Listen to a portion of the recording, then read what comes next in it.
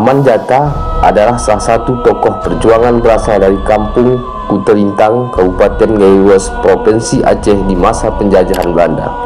Ia adalah seorang yang amat terkenal di seantero tanah Gayo sebagai saudagar kaya raya yang memiliki banyak harta.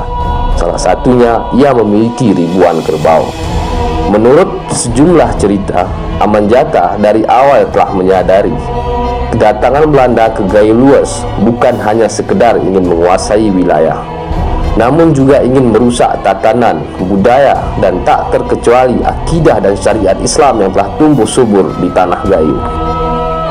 Hal inilah yang membuat dirinya tak mau kompromi dengan pasukan Belanda yang disebut orang Aceh pada umumnya sebagai kafir laknatullah, yang harus dimusnahkan keberadaannya dari tanah yang dihuni mayoritas kaum muslimin.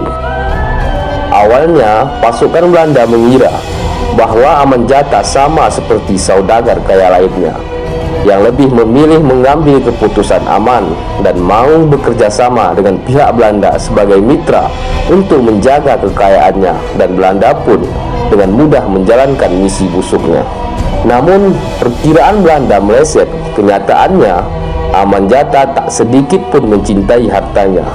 Ia lebih memilih meninggalkan seluruh hartanya dan memilih hidup sebagai buronan yang penuh kemelaratan dan kesengsaraan demi menjaga ijazah kemuliaannya sebagai seorang muslim sejati.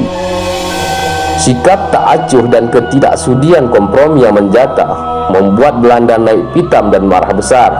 Akhirnya, pasukan-pasukan hina ini dengan penuh kesewenang-wenangan melakukan penjarahan.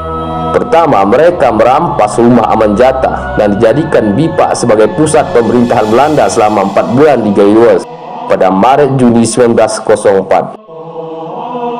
Demikian juga dengan sebagian ternak kerbaunya, dijadikan pasukan penjajah ini sebagai makanan dan pesta pora.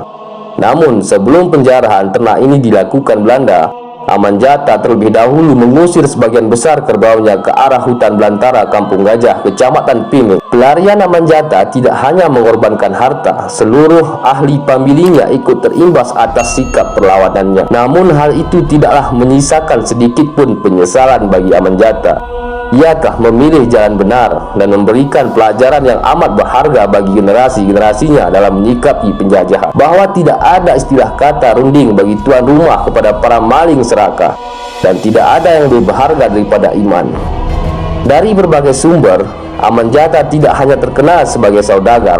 Setelah hartanya dirampas, ia ikut bertarung dan berperang melawan Belanda sebagai salah satu panglima perang yang syahid di wilayah Aceh Tenggara. Hampir seluruh tokoh-tokoh masyarakat Gayo seperti Panglima Muda Seri atau Datuk Seri generasi pertama dan Panglima Muda Pinding, Datuk Pinding atau Datuk Pining generasi pertama bersama panglima lainnya, diantaranya Pang Cantik, Tengku Kupi, Pang Kilang atau Tengku Merah Adam, Pang Maknu, pejuang wanita Inen Mayatri, Dimus, Pang Bramat, Pang Alim, dan tokoh lainnya yang tak sempat dikenal dan dicatat namanya oleh sejarah pada masa itu. Mereka semua memiliki sikap yang sama melihat keberadaan Belanda. Orang Gayo mengatakan tidak ada kata damai terhadap penjajah, jangankan kompromi bertatap muka.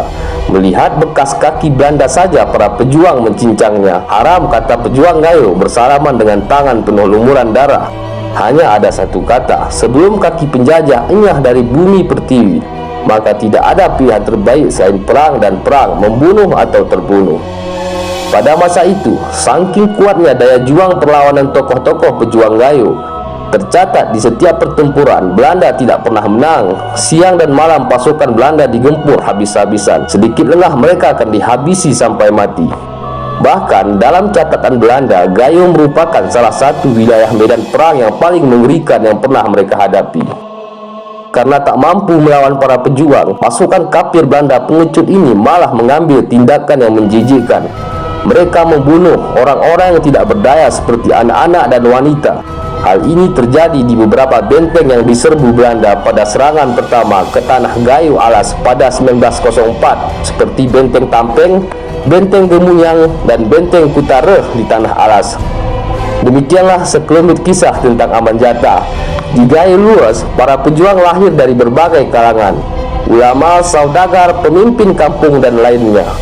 Mudah-mudahan kedepannya para generasi Gayluas mau menulis dan mempublikasikan secara khusus biografi tokoh-tokoh Gayluas yang namanya mulai hilang dari ingatan masyarakat Gayluas sebagai pelajaran bersama. Wallahu a'lam.